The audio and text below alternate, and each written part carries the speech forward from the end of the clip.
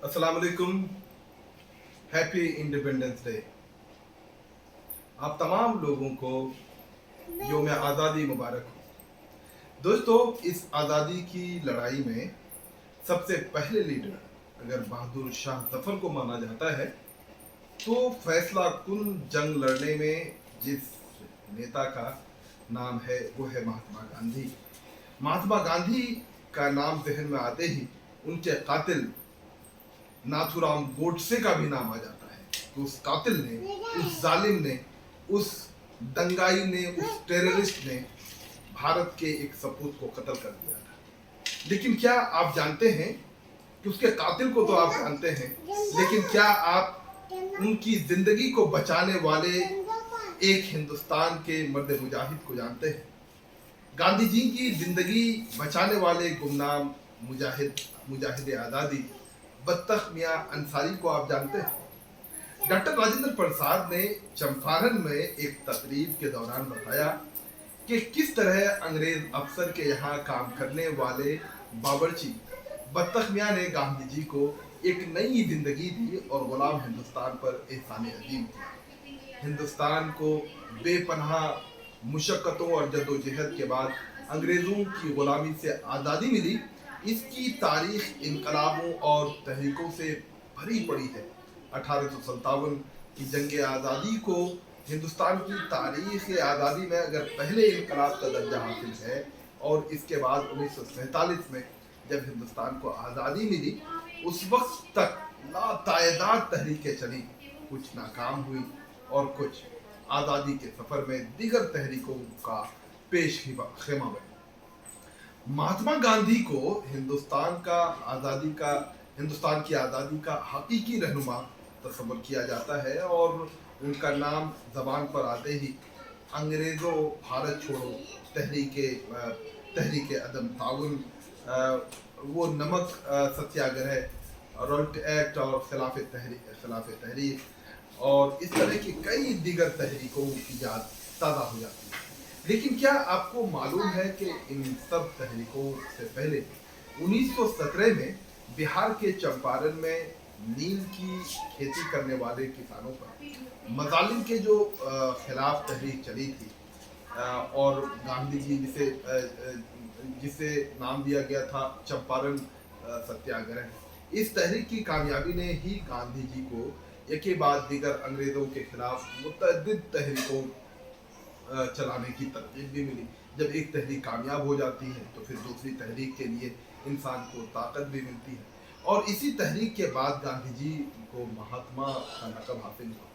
आपको ये जानकर हैरानी होगी कि चंपारण सत्याग्रह से पहले गांधी जी को मारने का एक ज़बरदस्त प्लान बनाया गया था, क्योंकि नील की खेती जो हो रही थी बंगाल से लेके पूरे बिहार तक, और उस खेती के जरिए से और उसमें जो लोन दे करके एक गुलाम बनाए रखने का जो एक तरीका था, उससे किसान काफी परेशान हो गए थे।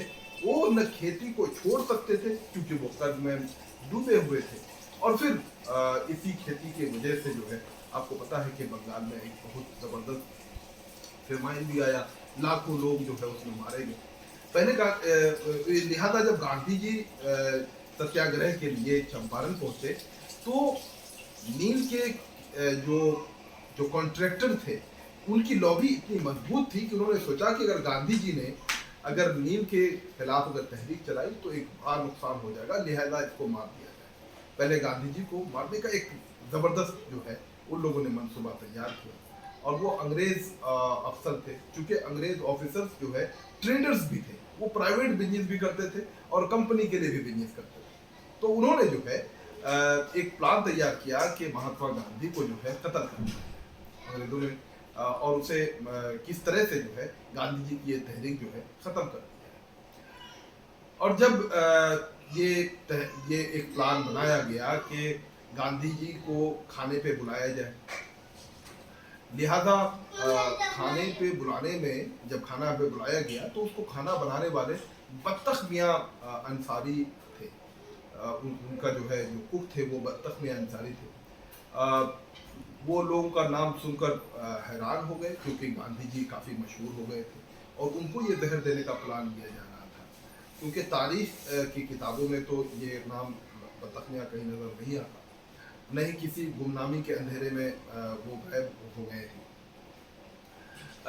बत्तख मियाँ अंसारी अगर नहीं होते, जो जहर देने का प्लान था, और अगर वहाँ पे बत्तख मियाँ नहीं होते तो गांधी जी जो है महात्मा नहीं बन पाते, और नहीं चंपारण सत्याग्रह हो पाता, और नहीं आगे वो कामयाबी मिलती जो गांधी जी की क़यादत में मुख्तलिफ तहरीकों को हासिल हुई, और गांधी जी खुद एक नेशनल लीडर बन पाए। अफसोस का मकाम यह है कि इस बत्तख मियाँ को शायद ही आज कोई शख्स जानता है। वो तो भला हिंदुस्तान के पहले सदर डॉक्टर राजेंद्र प्रसाद का भला हो, जिन्होंने आज़ादी के बाद एक मौके पर जब एक तस्करा किया उन्होंने, और तो उसको तस्करे में बताया कि अंग्रेज़ अफसर के यहाँ काम करने वाले एक मामूली बावर्ची बत्तख मियाँ ने किस तरह गांधी जी को एक नई जिंदगी दी और गुलाम हिंदुस्तान पर एहसान किया। बत्तख मियाँ अंसारी 25 जून 1872 को मोतिहारी में पैदा हुए थे, और आज़ाद हिंदुस्तान की हवा में सांस लेते हुए 1957 में माली की हकीकी से जान।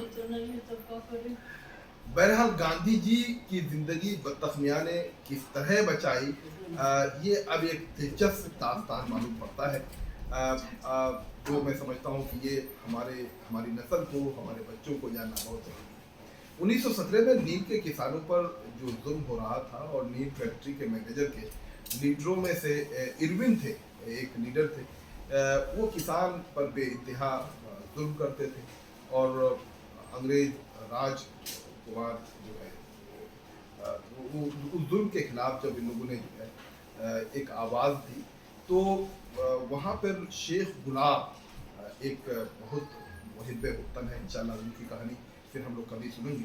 तो उनकी दावत पर, और उनके चंद दोस्त थे राजकुमार शुक्ल और सतीश राय वगैरह, उनकी जिद पर जो है गांधी जी अप्रैल के महीने में चंपारण पहुंचे। जब उनकी खबर इरविन को मिली तो उसने बहुत खतरनाक मंसूबा बनाया।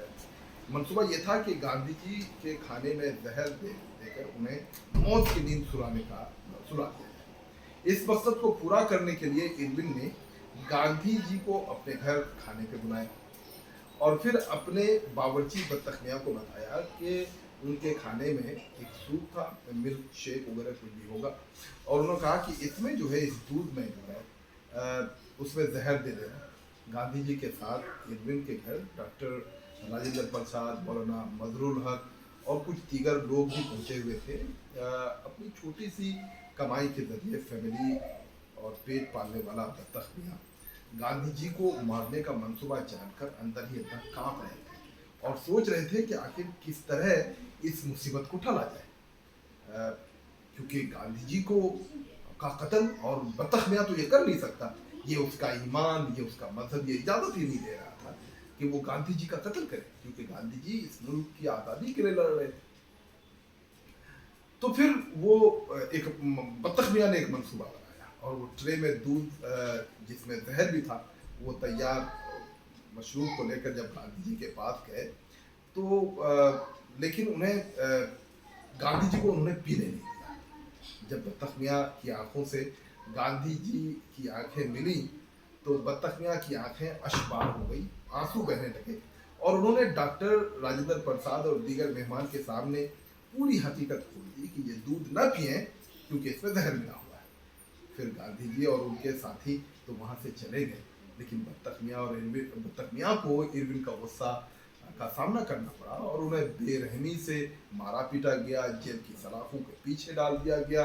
अंग्रेजी जुल्म के इंतहा उन पर कुछ इस तरह बढ़ी कि जिस छोटे से घर में उनकी फैमिली रहती थी उसे मुनहदिम कर दिया गया, जिस तरह से आजकल किए जा रहे हैं। एक तरफ गांधी जी की जिंदगी बचाने के लिए बत्तख मियाँ को सजा मिली, दूसरी तरफ गांधी जी ने हिंदुस्तान में पहली तहरीक चंपारण सत्याग्रह चलाई। उस तहरीक का नतीजा ये हुआ कि वो नील के किसानों को अंग्रेज़ों के मतालिब से निजात दिला पाए, और फिर गांधी जी को हिंदुस्तान की आज़ादी के लिए एक रास्ता मिल गया, और फिर 15 अगस्त 1947 को हिंदुस्तान की आज़ाद फिजा में एक नया सूरज उगा। लेकिन मज़े की बात यह हुई कि गांधी जी खुद इस बत्तख मियाँ जिन्होंने उनकी जान बचाई, वो जब अपनी किताब लिखते हैं, अपनी ऑटोबायोग्राफी लिखते हैं, तो उसमें जो है बत्तख मियाँ का कहीं तस्करा नहीं, किसी भी हिस्ट्री की किताब में कोई तस्करा नहीं। बाद में जब डॉक्टर राजेंद्र प्रसाद वहाँ पहुँचे तो फिर उन्होंने जो है एक स्टेज पे जब देखा तो देखा कि भीड़ में एक शख्स है, और उन्होंने वहीं पे आवाज लगाई डॉक्टर राजेंद्र प्रसाद ने, अरे बत्तख भाई आप जो है स्टेज पे आइए। उन्होंने स्टेज पे बुलाया और फिर स्टेज में लोगों को इनके बारे में बताया, उनकी कुर्बानी के बारे में बताया, और फिर उस वक्त के राष्ट्रपति ने कहा कि इनको जो है इनकी कुर्बानियों के एवज में देश के लिए लड़ाई, गांधी जी की जान बचाने के एवज में देश की खिदमत के लिए जो है इनको 20 एकड़ या 20 बीघा जमीन देने की बात कही। आपको अफसोस जानकर बेहद अफसोस होगा कि ये उनकी जिंदगी भर हमारा भारत, हमारा मुल्क, हम जिस नेता को हमने राष्ट्रपिता बनाया उसके कत्ल के पूरे मंसूबे को बर्बाद करने वाला शख्स, उनको हमने जो है कुछ जमीनें देने का वादा किया था। अफसोस कि आज तक हम उनको जमीन नहीं दे पाए। अफसोस इस बात का भी है कि वो बेचारे तो अपनी जिंदगी गुजार दी, उनके बेटे और उनके पोते लोग अब हयात थे, अब वो भी गरीबी की जिंदगी गुजार रहे हैं, मजदूरी कर रहे हैं, लेकिन भारत सरकार ने जो जमीन देने का वादा किया था आज तक हम जमीन नहीं दे पाए।